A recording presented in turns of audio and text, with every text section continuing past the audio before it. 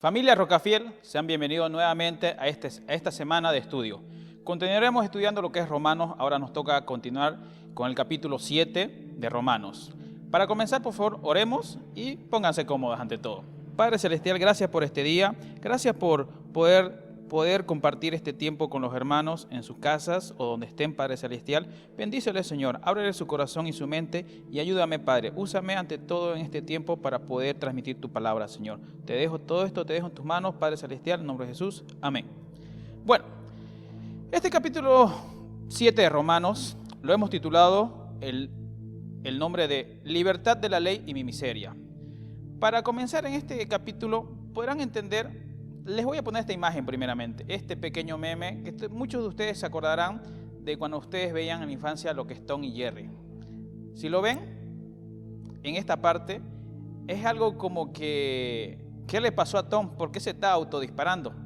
Si ustedes anteriormente han podido leer el capítulo 7 o todo el libro de Romanos, podrán percatarse que en esta parte de Romanos es algo contradictorio, es casi como un trabalengua. ¿Por qué lo digo? Porque Pablo usa palabras, términos que a veces se pueden sobreentender que lo que es la ley es igual o sinónimo a pecado. Así que eso es lo que vamos a entender hoy día y vamos a entender por qué la ley antiguamente condenaba al hombre o al ser humano y ahora, como vivimos en la gracia, podemos pasar o dejar atrás la ley en este caso.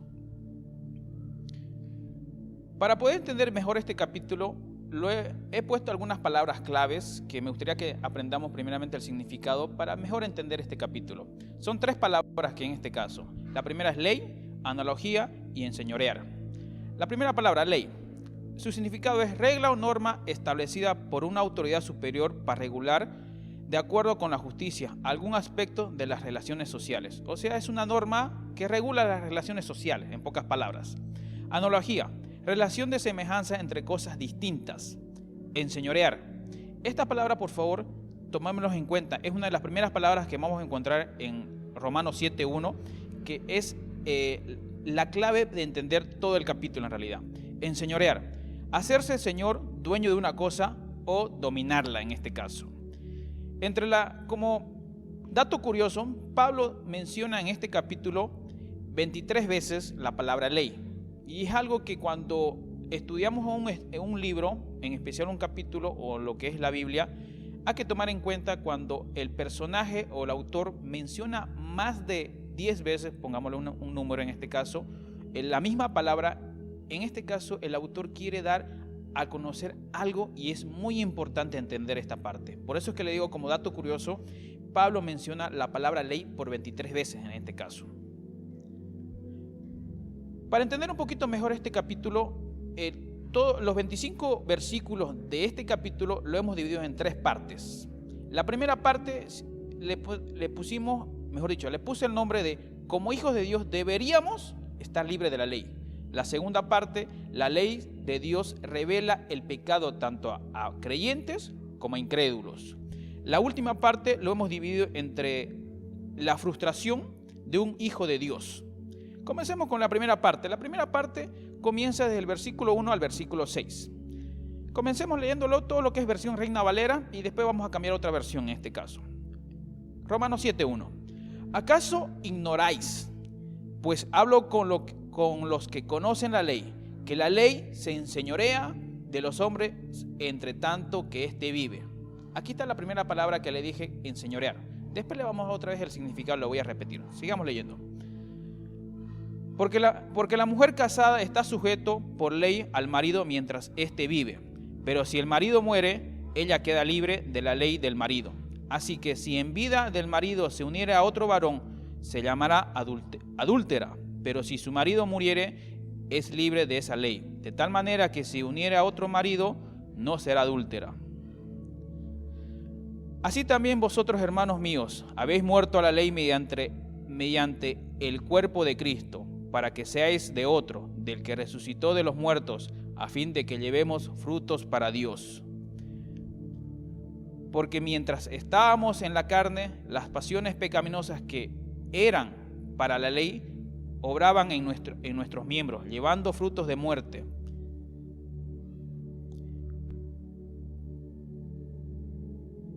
Pero ahora estamos libres de la ley por haber muerto para aquella en que estábamos sujetos, de modo que sirvamos bajo el régimen nuevo del Espíritu y no bajo el régimen viejo de la letra. Bueno, hasta esta parte, quiero que nos quedemos en esta parte. Comencemos estudiándolo desde el versículo 1. Les aclaré al principio que en el versículo 1 vamos a encontrar una palabra que es, en este caso, enseñorear. Le dije que el significado es hacerse dueño, señor, dominarla. En este caso, Pablo comienza hablando: ¿acaso ignoráis, hermanos? Pues hablo con los que conocen la ley. Para comenzar, esta partecita solamente. En otra versión dice: ahora bien, amados hermanos, están ustedes en la ley. En esta parte se nota claramente que Pablo escribe no a judíos inconversos, sino que a judíos que ya conocían la ley y que eran cristianos ante todo, que conocían la ley perfectamente. En esta palabra, como le dije, enseñorear es dominarla. En otra versión dice la palabra: no saben que la ley se aplica. O sea, enseñorear es dominarse. En este caso se aplica solo mientras una persona está viva. En otra versión encontramos: ¿acaso no saben que uno está sujeto a la ley solamente en vida? Esta versión es NBI.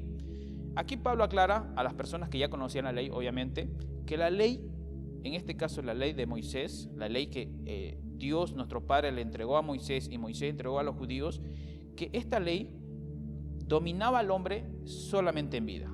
Pasando a muerte ya no podían dominar la ley en este caso. Y del versículo 2 al 3 aclara, hay un ejemplo de lo que es la ley, en este caso para la mujer. Si una mujer estando casada se uniera a otro hombre, eso sería llamado adulterio. Pero si el marido de esta mujer muriera, ya no sería llamado adulterio, se podría casar tranquilamente. Dato curioso, esto los abuelitos pueden saber, interesante. Mentira, es una broma solamente. Bueno, en este caso, esta comparación del 2 al 3 con el 1 es un ejemplo solamente, que en la Reina Valera aclara que es analogía del matrimonio, o sea, es algo, ejemplo en pocas palabras, pongámoslo así. Ahora, el versículo 4 al 5 y el 6 da el contenido de lo que es, ¿qué pasa con nosotros como hijos de Dios y la ley? ¿Qué tenemos que ver acá? Porque la pregunta vendría a ser, ¿qué tiene que ver la ley, el matrimonio, con nosotros, en pocas palabras? Es lo que aclara el versículo 4, 5 y 6 en este caso. Lo vamos a leer en otra versión. Por lo tanto, mis amados hermanos, la cuestión es la siguiente, es lo que aclara Pablo. Ustedes murieron al poder de la ley cuando murieron con Cristo. Pongamos un pausa ahí. Interesante esta parte que dice Pablo: ustedes murieron al poder de la ley cuando murieron con Cristo. Como para levantar las orejas. Interesante, porque más adelante vamos a entender que Pablo aclara o menciona en pocas palabras que la ley, cuando leemos, da a entender que la ley es un sinónimo o como que la ley es lo mismo que pecar. Es por eso que le decía al principio, es como un trabalengua, y les mostraba la foto de Tom y Jerry, bueno, en este caso de Jerry, que está tirando la escopeta y como que se va a autodisparar, pero no, en realidad no. Pablo sigue aclarando por qué la ley no nos podría afectar, pero en sí nos puede llevar a pecar en realidad. Sigamos, continuemos y después vamos a hacer una pequeña comparación en realidad. Y ahora están unidos a aquel que fue levantado de los muertos. Como resultado podemos producir una cosecha de buenas acciones para Dios. En esta parte, por favor, quiero que leamos lo que es lo que es Gálatas 2:20, que dice: con Cristo estoy juntamente crucificado, y ya no vivo yo, mas vive Cristo en mí. Y lo que ahora vivo en la carne, lo vivo en la fe del Hijo de Dios, el cual me amó y se entregó a sí mismo. En esta parte de Gálatas podemos ver, puede respaldar en pocas palabras lo que dice Romanos 7:4. ¿Por qué? Porque acá Pablo aclara de que ustedes murieron al poder de la ley cuando murieron con Cristo. Esta parte, o toda esta parte de lo que hasta el momento hemos estudiado, podemos entender que la ley, a un hijo de Dios, alguien que ha aceptado a Cristo en su vida como su Señor y Salvador, no tendría que afectar la ley.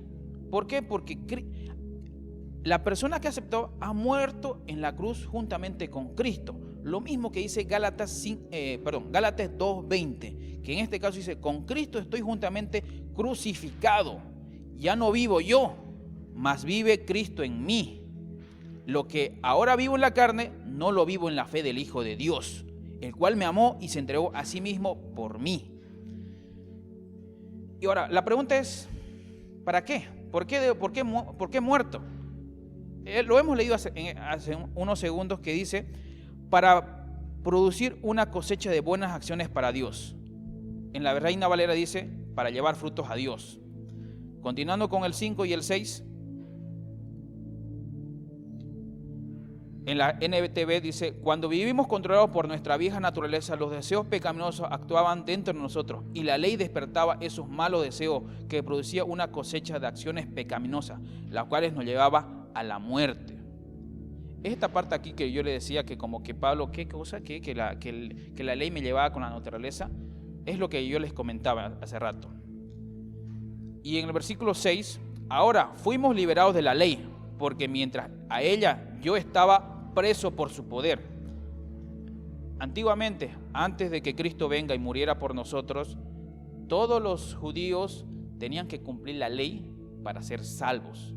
Tenían que cumplir la ley al pie de la letra para no estar en pecado contra Dios. En este caso, los fariseos, el sumo sacerdote, tenía que tener en cuentas claras con Dios antes de entrar lo que es a la presencia del Señor. Si no podían cumplir la ley a la pie de letra, el pastor varias veces ha mencionado, la persona que entraba a la presencia del Señor, si el sumo sacerdote no estaba a cuenta con Dios, en ese momento la persona moría. Y es por eso que acá Pablo menciona en el versículo 6, pero ahora fuimos liberados de la ley porque morimos a ella y ya no estamos presos a su poder. Ahora podemos servir a Dios, no según el antiguo modo, o sea, el modo de la ley, que consistía en obedecer la letra de la ley, sino mediante uno nuevo, el vivir en el Espíritu. Ahora, una vez que hemos aceptado a Cristo en nuestro corazón, vivimos según el Espíritu Santo. El Espíritu Santo nos da a conocer lo que está mal, lo que no deberíamos hacer. Si algún momento hemos tenido esos deseos o esos impulsos de hacer algo malo, llámese mentir, pecar, robar, adulterar, fornicar, etc., el Espíritu es el que nos dice, no hagamos, no tenemos que hacer, no ir a esos lugares o a ese lugar. En resumen, nos libramos de la ley a través de Jesucristo. Entendible esa parte. ¿Para qué? Para no pecar a través de la ley. Esta parte es la parte más controversial del capítulo, que en este caso del versículo 7 adelante lo vamos a desarrollar y lo vamos a entender. ¿Por qué? Para poder llevar frutos. Simple, sencillo. En el versículo 4 es la clave que dice producir una cosecha de buenas acciones para Dios. Es lo que queremos, ante todo. Si somos hijos de Dios, lo más que queremos es como un niño. ¿Qué pasa el niño que adora a su papá o su mamá? Quiere ser atendido por él, hace cosas, quiere llamar la atención, hasta por último llora por su papá. ¿En qué sentido? Quiere atención. En nuestro caso, si amamos a nuestro Padre Celestial, si amamos a Jesús, vamos a amar y llevar cosechas o buenos frutos a Dios. Vamos con la segunda parte, que es la ley de Dios revela el pecado a incrédulos o creyentes en este caso. Esta parte está abarcado por el versículo 7 al versículo 13. Leámoslo en la versión NTV en este caso. Ya, en la versión NTV. Ahora bien, ¿acaso sugiero que la ley de Dios es pecaminosa? Lo que le dije hace rato. Vamos a percibir que Pablo está contradiciéndose o que la Biblia se contradice. Para nada, en realidad no se contradice. Pablo aquí aclara que, mejor sigo leyendo. Ahora bien, ¿acaso sugiero que la ley de Dios es pecaminosa? De ninguna manera. De hecho, fue la ley la que me mostró mi pecado o tu pecado. Yo nunca hubiera sabido que codiciar es malo si la ley no dijera no codicies. Pero el pecado usó el mandamiento para despertar toda clase de deseos codiciosos dentro de mí. Si no existiera la ley, el pecado no tendría ese poder. Hubo un tiempo en que viví sin entender la ley. Sin embargo, cuando aprendí, por ejemplo, el mandamiento de no codiciar, el poder del pecado cobró vida.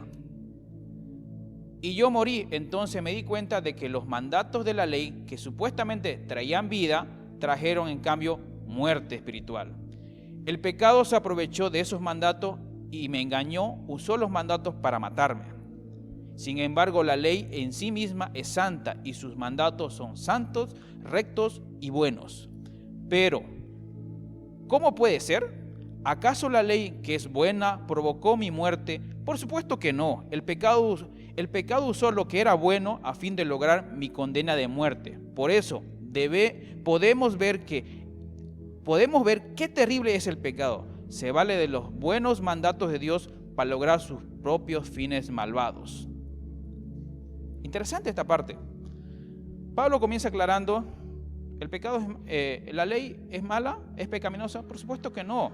En la Reina Valera dice, ¿qué diremos pues? ¿La ley es pecado? De ninguna manera. Eso quiero que quedemos claro, por favor, hermanos. La ley no es mala, pero la ley toma poder, en este caso,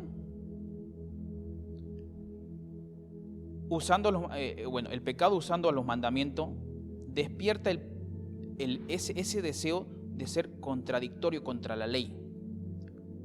El pecado provoca eso, por si acaso. El pecado provoca el despertar y ir en contra de la ley. Voy a hacer una pequeña analogía en esta parte.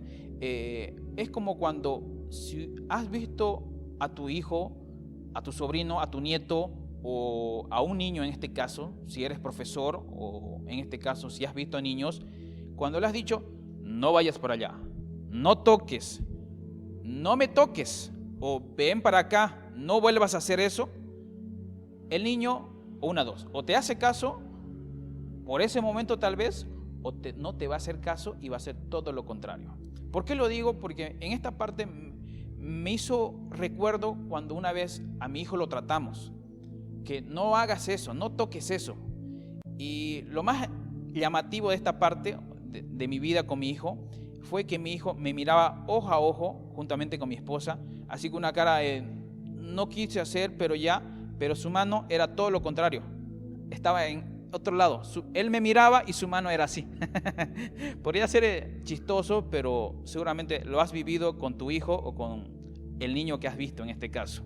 Es más o menos esta parte así. Es una comparación, una analogía, porque dice en el versículo 8, pero el pecado usó esos mandamientos para despertar toda clase de codicias dentro de mí. Si no existiera la ley, el pecado no tendría ese poder. Ahora, quiero que nos hagamos esta pregunta. Si la ley apareció, el judío, el ser humano, empezó a pecar recién. Es decir, cuando Moisés entregó los mandamientos, ¿el pueblo recién empezó a pecar? ¿Cómo es esto? ¿Acaso antes de Moisés, llámese Abraham, en el tiempo de Abraham, en el tiempo de Isaac o en el tiempo de Noé, no pecaban? Acompáñame a leer, por favor, Romanos 5:12. Comienza diciendo así, cuando Adán pecó, ya de Adán ya pecó, acuérdense que Adán desobedeció, ya estaba pecando Adán, ya tenía una orden, el Señor le dijo, comerás de todos los frutos menos de uno. ¿Y qué hizo Adán? Fue y comió. Bueno, la historia aclara que primero fue Eva la llevó y todo eso, pero como en este caso se lo toma más en cuenta al hombre en este caso, cuando Adán pecó, el pecado entró al mundo. Ah, caramba, como somos descendientes de Adán, quiere decir que nosotros ya tenemos pecado de cuenta de Adán ya. Nuestra herencia. El que no tuvo herencia, ahí está, su primera herencia. El pecado de Adán introdujo la muerte, de modo que la muerte se extendió a todos. Ya soy pecador.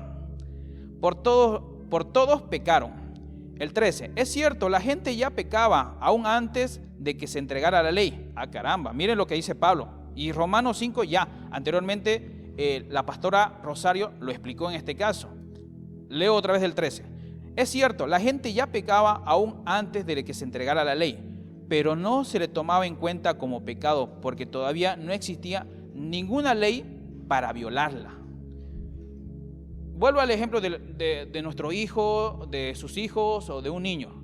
El niño va a romper, va a cortar, va a ir, va a poner su dedo sin saber que es malo.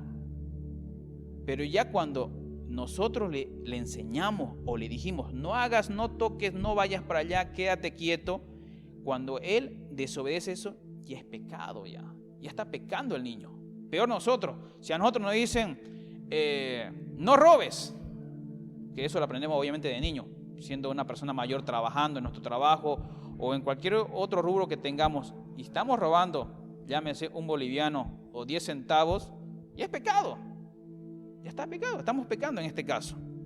Ahora, por eso que en el versículo 8 y 9 dice, pero el pecado usó esos mandamientos para despertar toda clase de codicias. Si lo cambiamos el término, toda consecuencia que tengamos como deseos hacer malas. Ya estamos pecando en este caso. Hubo un tiempo en que viví sin entender la ley. Si no entendiste la ley o si no sabías que no debías hacer eso, igual estabas pecando. Pero sin embargo, cuando aprendí, por ejemplo, el mandamiento de no codiciar, el poder del pecado cobró vida. O sea, ya sabíamos que estábamos haciendo mal, pero lo hacíamos de todo modo. El pecado se aprovechó de esos mandatos y me engañó, usó los mandatos para matarme. Simple. Sabemos que si hacemos algo malo o estamos pecando, es en pocas palabras que el sacrificio que hizo nuestro Señor Jesucristo en morir por nuestros pecados, por nosotros, para poder salvarnos, es en vano. Usó esos mandatos para matarme. ¿Y quién muere de cuenta de mí? Es el Señor Jesucristo. Sin embargo, la ley en sí misma es santa y sus mandatos son buenos y rectos y buenos. Versículo 12. ¿Por qué dice Pablo hace rato que la ley me llevaba a pecar?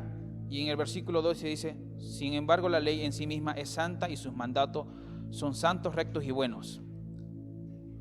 La pregunta que nos haría, o en este caso, lo mismo que si antes de Moisés, la ley que le mandó Dios, la gente no pecaba, ¿la ley antes que vino era mala? ¿O qué tenía?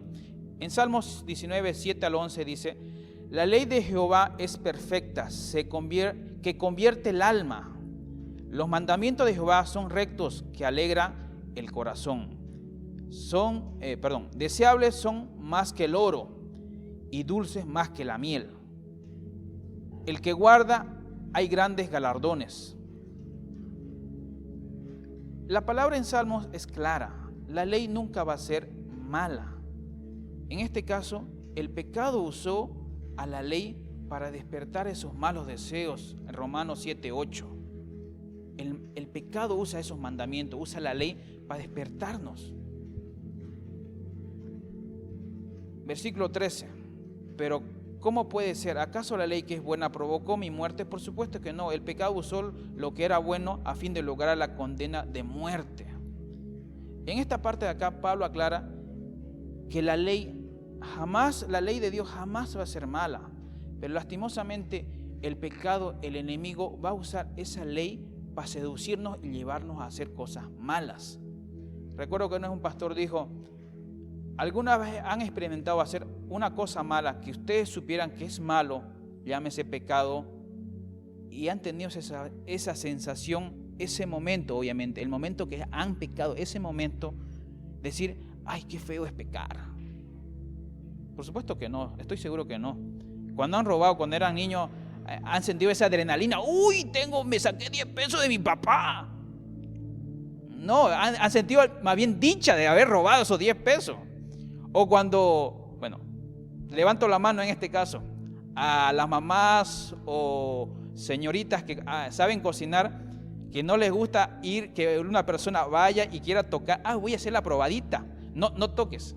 Recuerdo yo con mi abuela en el campo, cuando mataban, hacían en el horno cocinaban, yo iba y agarraba, como a mí me encanta lo que es el corazón, todo lo que es menudencia, iba y hurgaba todo lo que estaba cocido y me sacaba el corazón. Y recuerdo que una vez me saqué un corazón de una gallina, o en este caso un gallo tan grande que era, me lo comí, tanto fue mi adrenalina que hice, y me escapé ese momento.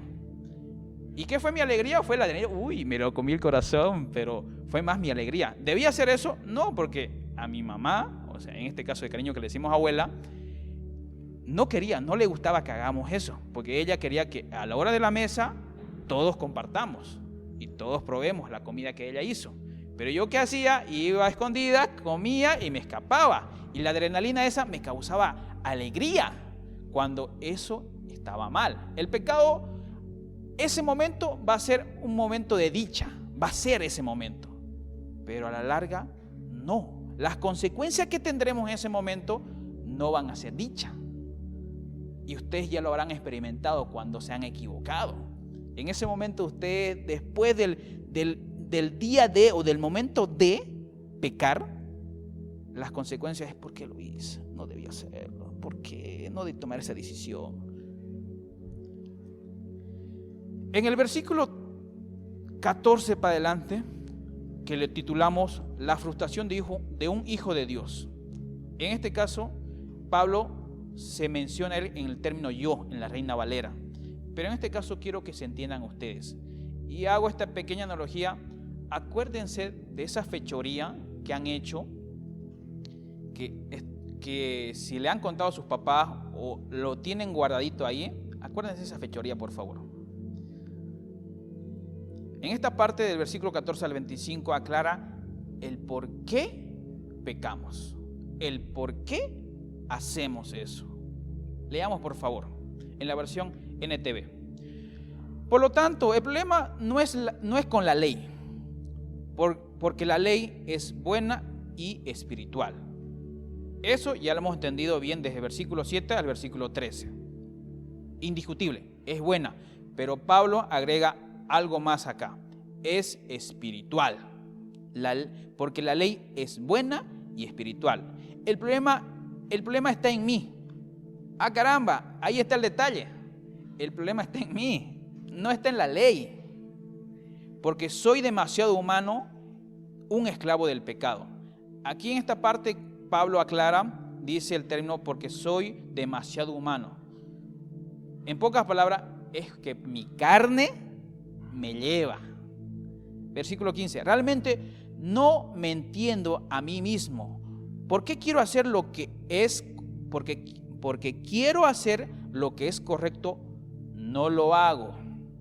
En cambio, hago lo que odio. Estoy seguro que en un momento determinado, de ese momento llamado de hacer el pecado o hacer lo incorrecto, ay no, mejor no voy.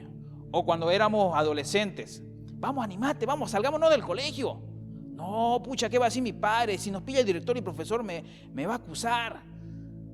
No, vamos. Y el famoso término entre hombres, no seas maricón, animate. Pero al decir ese término cuando entre nosotros nos manejamos, no pues, caramba, sale el orgullo ese momento, que tampoco es bueno. Y nos hemos escapado, o se han escapado. Admito, me ha tocado, me he escapado. ¿Se ha enterado mi madre o mi padre? La verdad no me acuerdo si le he confesado. Pero aquí Pablo aclara esta parte. Realmente no me entiendo a mí mismo. ¿Por qué quiero hacer lo que es correcto? No lo hago. En cambio, hago lo que odio. Versículo 16. Pero si yo sé que lo que hago está mal, eso demuestra que estoy de acuerdo con la ley es buena. Entonces, no soy yo el que hace lo que está mal, sino el pecado que vive en mí. Repito el 17. Entonces, no soy yo el que hace lo que está mal, sino el pecado que vive en mí. Como le dije hace rato, venimos arrastrando el pecado que Adán y Eva nos dejaron. En el versículo 18 dice, yo sé que en mí, es decir, en mi naturaleza pecaminosa, no existe nada bueno. Quiero hacer lo que es correcto, pero no lo hago. La naturaleza pecaminosa es lo que heredamos de Adán y Eva. Y queremos hacer lo que es correcto, pero no lo hacemos. Esa naturaleza que venimos arrastrando, que venimos llevando, es lo que pelea con el Espíritu de Dios. Si hemos aceptado a Cristo en nuestro corazón, es lo que va a estar en pelea constantemente. Ahora, ¿quién gana o quién gane? Es según cómo lo alimentamos. Si alimentamos más el pecado, las cosas malas que no agradan a Dios, va a ganar el pecado. Pero si alimentamos el Espíritu de Dios, las cosas buenas que Dios quiere, como tomando tiempo con Dios, meditando en su palabra, guardando su palabra, estando en oración, ¿ustedes creen que el pecado va a ganar?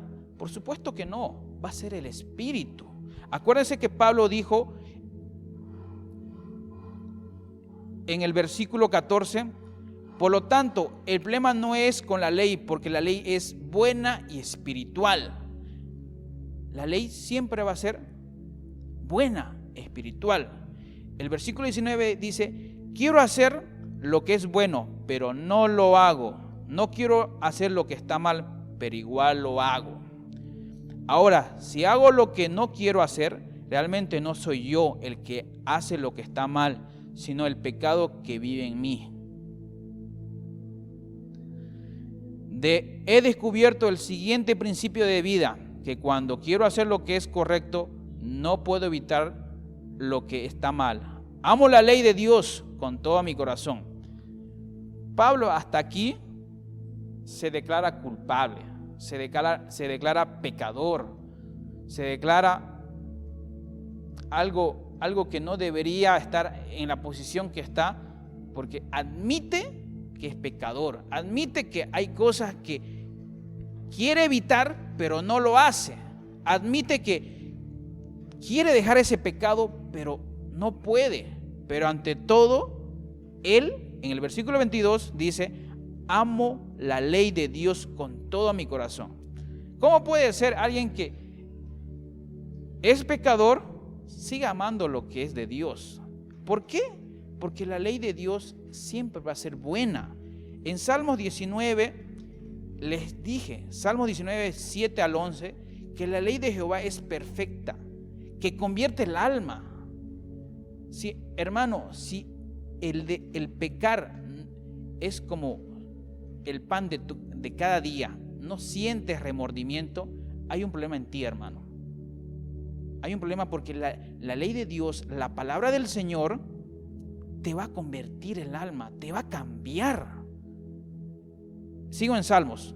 Los mandamientos de Jehová son rectos, van a alegrar tu corazón, no te va a entristecer, no vas a sentir esa tristeza. ¿Por qué? ¿Por qué? No, vas a anhelar más que el dinero. En este caso estoy cambiando el término, deseables más que el oro. Vas a desear más que el dinero, más que tu trabajo. Es más dulce que la miel. Versículo 23. Pero hay otra parte dentro de mí que está en guerra con mi mente. Ese poder me esclaviza al pecado que todavía está dentro de mí. Del versículo 24 al 25 es la conclusión del capítulo. Esta parte es esencial para nosotros. Miren el término que maneja la NTV y cómo se describe Pablo en esta parte. Estas 4 palabras, escuchen por favor. Soy un hombre desgraciado. Interesante el término. Soy un hombre desgraciado. ¿Por qué se llama así? ¿O por qué se describe así? Continuemos. ¿Quién me librará de esta vida dominada por el pecado y la muerte? Acuérdense que Pablo acá ya no era Saulo, era Pablo, alguien escogido por el Señor Jesucristo. Pero Pablo se llama acá en esta parte, en el versículo 24, soy un pobre desgraciado. ¿Quién me librará de esta vida dominada por el pecado y la muerte? ¿Quién? Buena pregunta, ¿quién? Si te has preguntado vos ahí en tu cama, en tu sala, en tu comedor o en donde estés manejando o en tu trabajo, ¿quién me librará de dejar de ir a beber, de robar, de mentir, de hacer XZ motivo, etcétera? ¿Quién te va a librar? ¿Quién me va a librar? Es la pregunta que nos hacemos siempre, que Pablo se hizo en esta parte. En el versículo 25, doy gracias a Dios, la respuesta está en Jesucristo nuestro Señor Salvador. Pablo acá se confiesa y da la respuesta. Gracias a Dios, la respuesta está en Jesucristo nuestro Señor Salvador. Nuevamente, esta parte, todo este capítulo de Romanos 7, continuando del capítulo 6, anterior el capítulo 6, ahora 7 y el 8 que posteriormente sigue, Pablo da a conocer el vivir en gracia, que es a través del Señor Jesucristo. Acuérdense, nosotros, yo, el pastor, los hermanos, los líderes, vos que estás ahí, no hemos hecho algún tipo de mérito para tener la salvación. Peor conocer todos los estatutos de la ley para ser salvo. Nadie cumpliendo todos los estatutos al pie de la letra podría llegar a ser salvo. O sea, no hemos hecho mérito para que la respuesta en nuestra vida sea nuestro Señor Jesucristo. No hemos hecho mérito. Pero Pablo da a conocer acá, gracias a Dios, la respuesta está en Jesucristo, nuestro Señor y Salvador. Aumenté esa parte por si acaso. Así que ya ven, en mi mente de verdad quiero obedecer la ley de Dios. Aquí queremos obedecer. Pero ¿qué pasa? Pero a causa de mi naturaleza pecaminosa, esclavo del pecado soy. Ahora, aquí Pablo termina este capítulo diciendo que es esclavo del pecado a través de la naturaleza pecaminosa. Pero ¿cómo puedo enfrentar eso? ¿Cómo puedo evitar eso? Simple. Acepta primeramente al Señor Jesucristo en tu vida, en tu corazón, como Señor y Salvador. Dé tiempo con Él. Y medita en su palabra. Estudia. Ora. Es cierto, vas a encontrar situaciones, momentos que diga, ay, qué flojera, tengo que leer la Biblia. Dios, ¿por qué? No tengo tiempo, estoy cansado. Pero el Espíritu del Señor es como cuando vos tienes hambre. Llegas, despiertas, mejor dicho, desayunas. Vas a trabajar o haces tus quehaceres. Llegas al mediodía, comes. Vuelves a trabajar o a hacer tus cosas. Llegas a tu casa, cenas. Lo mismo es el Espíritu del Señor. Si quieres evitar de seguir pecando, alimenta el Espíritu del Señor. Alimenta esa parte de tu vida. Estudia, medita, ora. Había un comentario que decía que en esta parte, Pablo, a pesar del título que tenía como apóstol, de ser el hombre que fue en este caso, o cuando escribió que era un hombre tan espiritual, admitía que él tenía ese problema de pecar. Imaginémonos nosotros. Yo, ¿quién soy yo? En este caso, ustedes. ¿Qué somos nosotros? Somos simples hombres mortales. Pablo admitía que él, a pesar de tener el Espíritu del Señor, él podía pecar, pero él peleaba con esa parte. Él no se quería dejar dominar por el pecado. Él quería llevar frutos para Dios, porque él amaba la ley. La pregunta que debes hacerte, ¿estás llevando fruto? ¿Amas la palabra del Señor? Y aumento algo más, ¿tienes tiempo con Él? ¿Meditas en Él? Esa es la pregunta que te quiero dejar. Si no lo haces, ¿qué esperas? Si al terminar este capítulo, este momento de estudio, este video, te aconsejo que ores, te pongas a cuentas con el Señor, no lo dejes pasar. Tal vez mañana, horas después, segundos después, sea muy tarde. Ponte a cuentas con Él, con el Señor Jesucristo. Pide perdón, acéptalo si no lo has aceptado. Gracias, hermanos, por este tiempo. Espero que les haya servido en su vida, así como a mí también. Que tengan buen día. Gracias.